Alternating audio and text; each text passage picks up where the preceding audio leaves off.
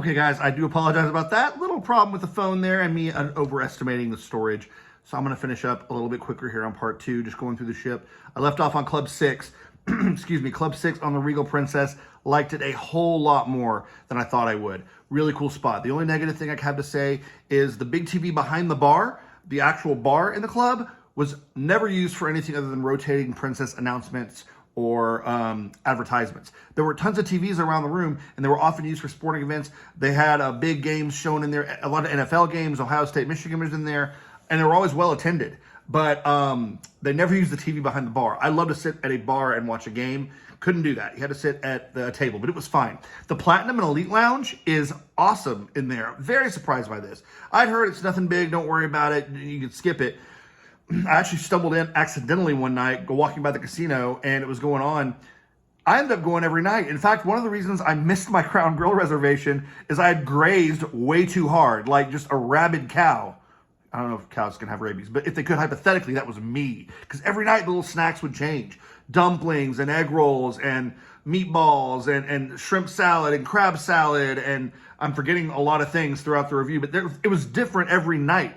Little mini chimichangas and tacos and all kinds of little treats, salads, cheeses every night. It was a really cool thing, and they always had music. They had a guitar player. They had a piano player. Really cool little vibe, comfortable seats. In the daytime, great place to relax. Big fan of Club 6. As much as I like the casino, I hope they don't make that a casino annex like they have on some of the other Royal Class ships. Bellini's, didn't spend a ton of time there. Had a couple drinks. Nice place. Great view over the piazza. I like Bellini's a lot. I know that on Sky, which I was looking at, possibly planning a future cruise on, that where Bellini's is Good Spirits. I feel like that'd be a very cool location for Good Spirits. And Bellini's is down in the Good Spirits location. I feel like that works better. Haven't seen it in practice, so no promises, but I like it. Alfredo, as I said, was great. Oceanfront, super helpful lady from Brazil working there the first night.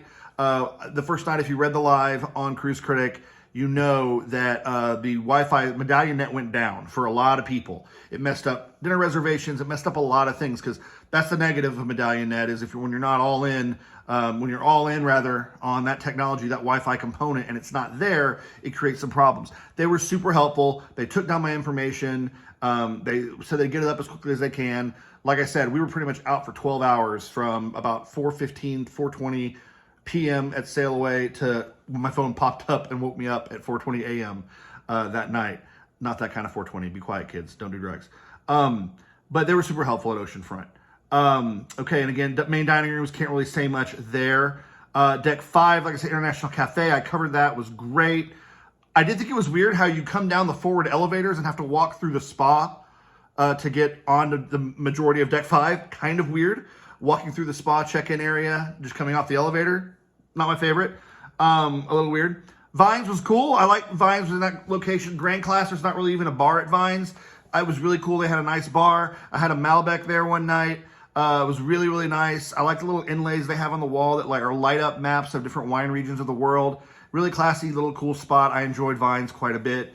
Gelato, I didn't buy anything, but it's a nice area. Good Spirits at Sea was cool. Depends on the bartender you got. Early in the week, they didn't really have the Good Spirits menu out much, and it was almost like you were troubling them if you asked for one of the special drinks.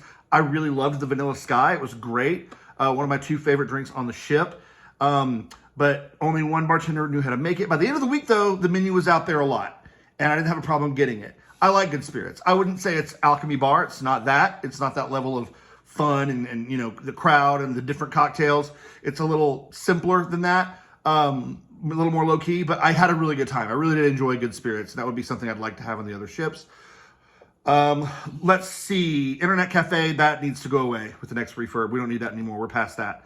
All right, let's go up to Deck 7. Deck 7, like I said, the shops I thought were really well laid out. The logo shop did not have a lot of stuff I collect. This could just be a me thing, but I know I have from previous Princess Cruises 7+ years ago, mind you. I have ship magnets and things like that. I collect refrigerator magnets of the ships I go on. There were no magnets for the ships. There weren't a lot of logo items really to begin with. There were some, but nothing compared to like a Carnival ship. Art gallery was there, good place for it. Doesn't really get, they had art auctions throughout, but they weren't as intrusive as they can be on Carnival. Let's see, Ocean Terrace we talked about. Crooners, man, such a cool space. The bar was really good. Great bartenders at Crooners. One of the two places with the espresso martini machine there and Wheelhouse.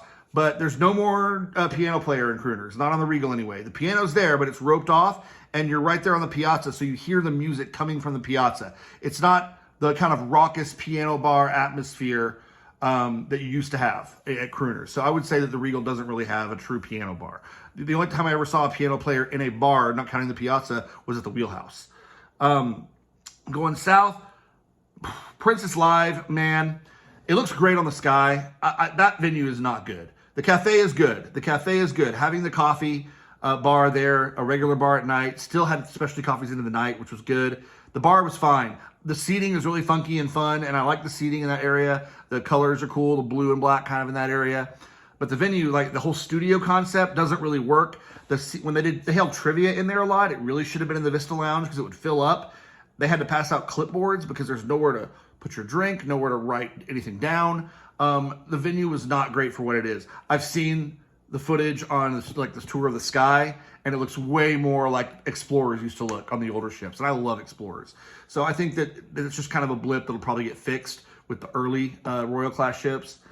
Crown Grill Wheelhouse, that area is really pretty. I like that bar a lot. Great place to people watch. Always had live music there. That's a really cool area. The way they did Crown Grill and the Wheelhouse is really neat. Vista Lounge is a cool room. The only thing I would change is I'd put a bar in the back, like they have in Club Fusion and some other Vista Lounges. There's no bar there, which is strange. It's literally just an empty space in the back of the lounge. But other than that, it's a cool venue. That's where they do bingo. That's where they did the Captain's Circle Party, which was nice. Comparing that to the Platinum Diamond Party on Carnival, they had the full band, which was nice. A lot less time that drinks go around. Carnival, they're going around the whole time, and the party's longer. Carnival has games. Carnival has the video, all this stuff. This was way shorter. It's more introducing the people with the most days at sea. The captain talked for a while. He was very good.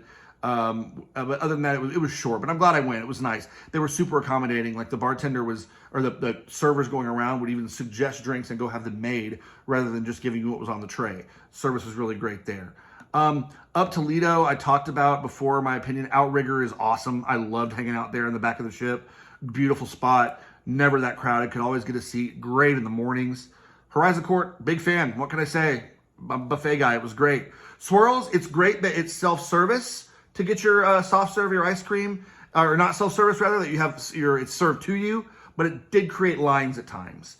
Not open long hours either. CV Bar was great. It didn't open that much early on, but once I got to know the hours, it was never open late or early, but it's a really cool bar. Had a nice natural breeze through there. You've got the Seawalk right behind you. Beautiful floor-to-ceiling windows. CV Bar is good. Really good bartenders there too. I didn't mention this earlier, but the Casino Bar is fantastic.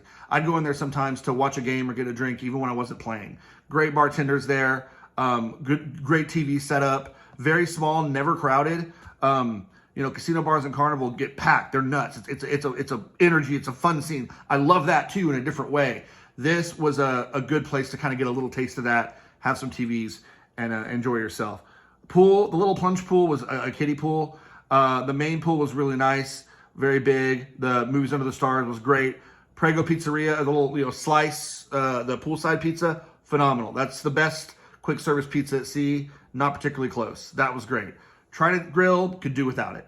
Maybe Salty Dogs a step up. There was never a line there. The burger was like an old style cruise ship burger, not great. I didn't have the tacos. Maybe they were better. Mermaid's Tail, really cool pool bar. Great staff there. They worked their tails off because you'd have a lot of medallions popping because the pool would be so busy. The Paradise Punch, could not recommend that more. That was delicious. Very, very cool spot. That's really where I spent the bulk of my time. Like I said, the retreat pool was great, but I said this in the review, the openness of the deck that people do like does create a wind tunnel effect. There were some days when we were at sea that it was hard to really tolerate because it was so windy, but I love that area. The bar is great, not crowded, a nice big pool, freshwater pools, they're open all day. They have a deep end if you like that kind of thing. They have steps into the pool so you don't have to risk it on a ladder if you have some issues with that. But really, really nice spot. All in all, beautiful ship. Sure, there are some things I would change here and there. that the energy is different, the vibe's different than on Carnival. Again, I love them both. I'm diamond with Carnival. I'm a Carnival homer. I think they do a great job. I think a lot of the criticisms from people who haven't necessarily done it, or they did a 3-day booze cruise on the Fascination years ago. And I don't think Princess is nearly as stuffy and boring as people say. It's not. I think there's a little everything for everyone. I'd book either again in a heartbeat. I had a great time. Hope that this was worth watching for you. I hope you loved following on the live a little bit. I appreciate having y'all there. And we'll do it again soon. We got Carnival Celebration coming up. And hopefully, as far as Princess goes, really cross my fingers that we manage to get something possibly on the sky next summer. Knock on wood. Let's not jinx it. All right, guys. Thanks for watching. If you got this far, I really appreciate you. Thanks again. Be sure to tip your waitress on the way out. Try the veal. See you next time.